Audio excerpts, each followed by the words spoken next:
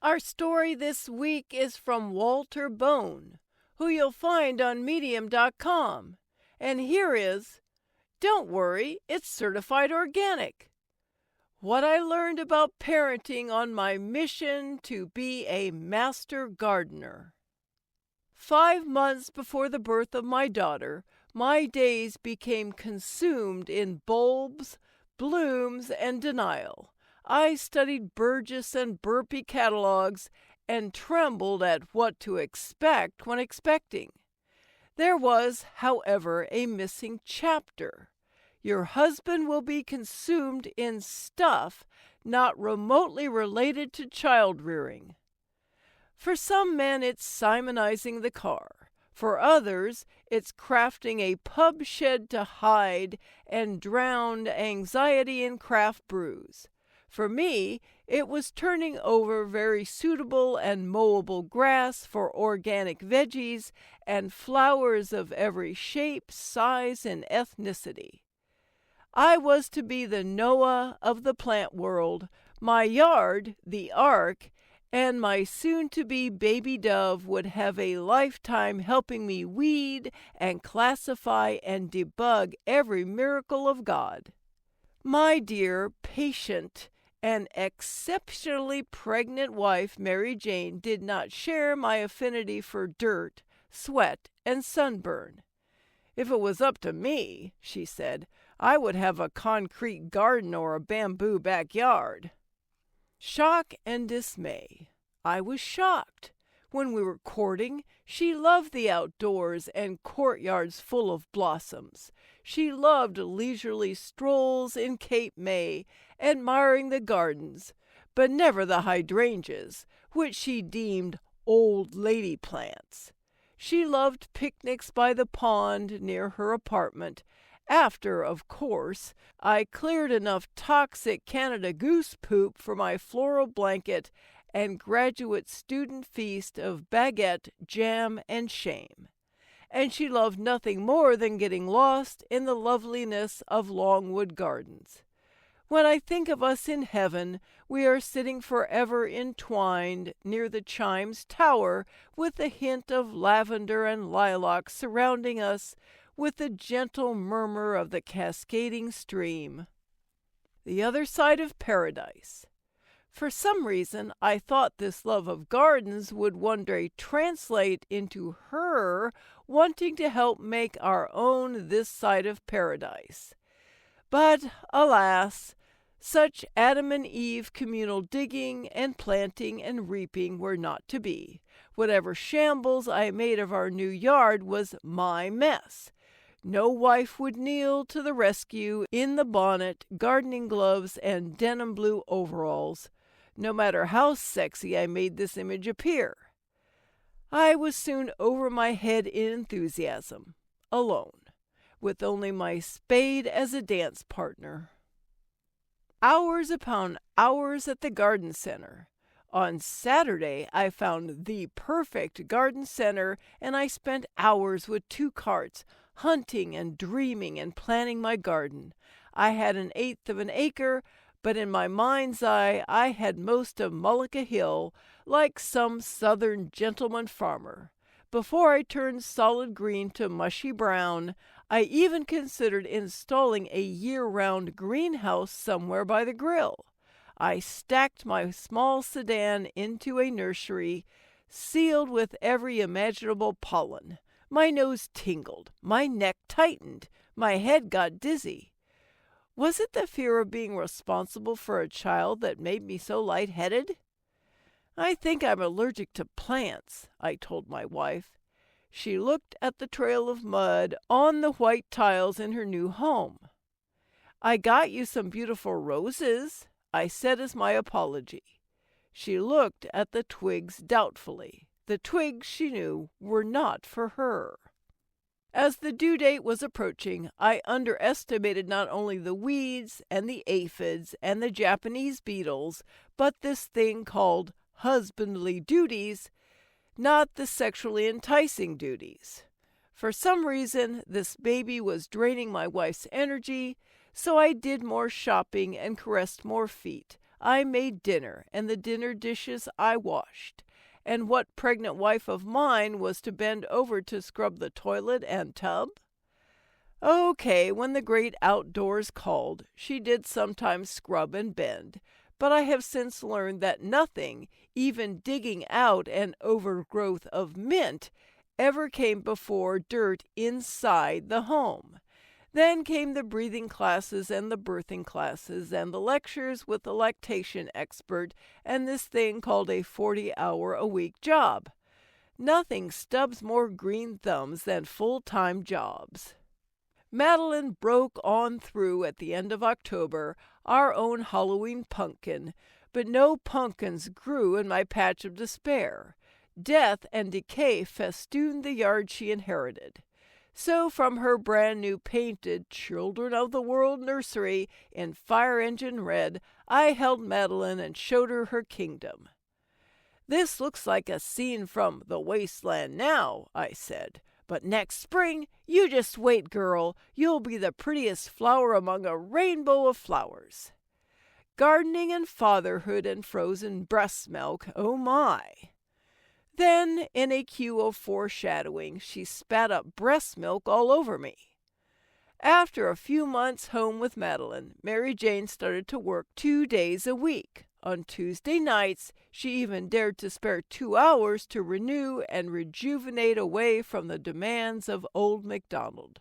Her notes read something like, "Please keep lotion on Madeline's butt. Clean in a downward motion. There's frozen breast milk in the freezer. Reheat in a boiling pot. I'll be thinking about you guys." When Madeline was able to sway upright, I would place a bonneted and sun-screened, lathered baby by the beds and show her the difference between good plant, petunia, and bad plant, chickweed. My daughter would be my accomplice, which, after she pulled out a mum, lasted 30 seconds.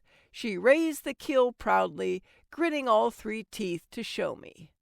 Turned out she was her mother's accomplice. Compost, compost, compost, compost. I made great use of nap times. There was no need to ask why dirt covered the baby monitor, or why there was grime on Madeline. In the midst of a baby meltdown, there was no time to rinse and wash. "I don't use any bad chemicals in my garden," I said. "It's all organic."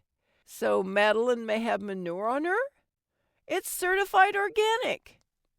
A bountiful garden may have mitigated such unfortunate encounters. After all, Mary Jane is a dietitian, and impressing her with several varieties of beans and tomatoes and cucumbers may have been a successful bargaining cornucopia, especially since I was becoming quite the culinary star in the kitchen. I had come a long way since my infamous flaming scallop and hazelnut creamer shepherd pie days.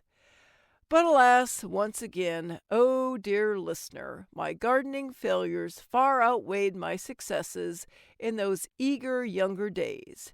Those beautiful flaming red bushes in the spring were sticks stuck in the ground by fall. My carrots were the size of pacifiers. My peppers had no pep. And those promising hybrid tea roses in the colorful packaging? 1 or 2 blooms, and then mildew. Fungi, black spot, Japanese beetles, dengue fever, the black plague, and some pest called the wiggles. Me? Daunted? Heck no! I am, however, not one to be daunted. Those tempting seed catalogs would arrive, and I would plan my wonderland, and then months later I would survey my land of indifference, the time when time slips away, a day here, a week there, then the horrifying yellows of August, and the ragweed, and the sun brutal on crops and ego and pride. Season after season, year after year, that spiteful August sun spotlighted my failures. Then at dinner I would say, "You know, babe, maybe next year I'll just fill in everything with stone and start a Zen garden." I forgot what she said. Many words are not fit to print in a family publication, but it nearly rhymes with neuron and rings to the key of irrational exuberance and dead rose bushes in old pots. And let me tell you, dead roses are not romantic. Still, that's a running refrain in our home. Time to put some plants in pots and forget about them. I hate throwing anything out. Placing plants in pots allowed hope for better behavior, at least until winter. That hope always went to compost. Compost is a good metaphor. Present failures will yield future successes. Gardeners know more about failure than any other profession. No, after writers, gardeners know that we only get better the more we fail. Too much potash. Not enough acidity, too much wood ash in the compost, too little nitrogen, pruned bush too late, too early, hay instead of straw for compost, too much description, too much overcrowding of adverbs. Well, there's a consequence. Dead plants. Bored listeners, to gardeners and writers, it's all trial and error and YouTube tutorials. The tradition of failure. Gardeners carry on a long tradition of failures, but I take this knowledge of failure, and I am not only better prepared for the next season, but I am better prepared for as a father. An infected watermelon plant that I rushed to the county co-ed for immediate consultation is much better than a neglected, infected child. The lessons in the field carried over into the nursery, into the playground, and into the classroom. I was able to see the big picture and to nurture when needed, and to let the damn thing alone, too, for it to grow at its own pace. I can anticipate what too much watering will do for my child. I know when to let the pot go dry. I know when to power wash an aphid off a rose like a bad boyfriend. And to this day I use a certain digit to curse one of those former boyfriends. Lessons on gardening and children. Over time, over many seasons, I learned about south-facing and north-facing. I learned about nitrogen. I started composting. I started to understand science. My blueberry bushes flourished in the acidic soil, and Madeline loved the blueberries, but the birds devoured them, and so I used netting, and they got caught in the netting. And nothing saddens a child more than a frantic bird squawking for dear life. A friendly, mostly drunken neighbor once jumped over the fence to rescue the bird. Over time, over many seasons, and an additional lovely child, Nancy, who loves flower arranging and cutting, but not dirt and bugs, I learned even more.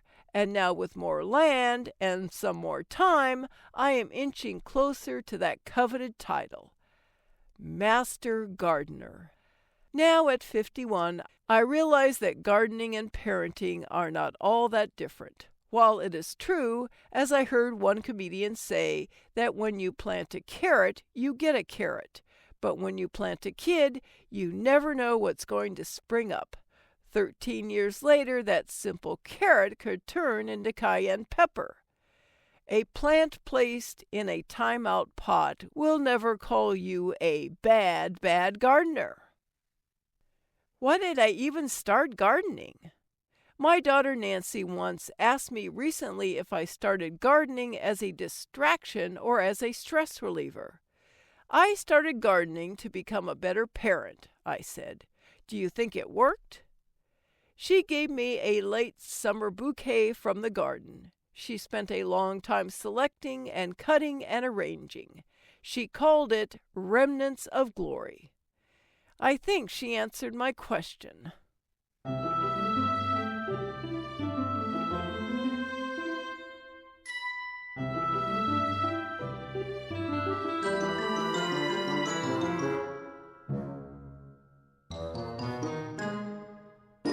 Thanks for listening.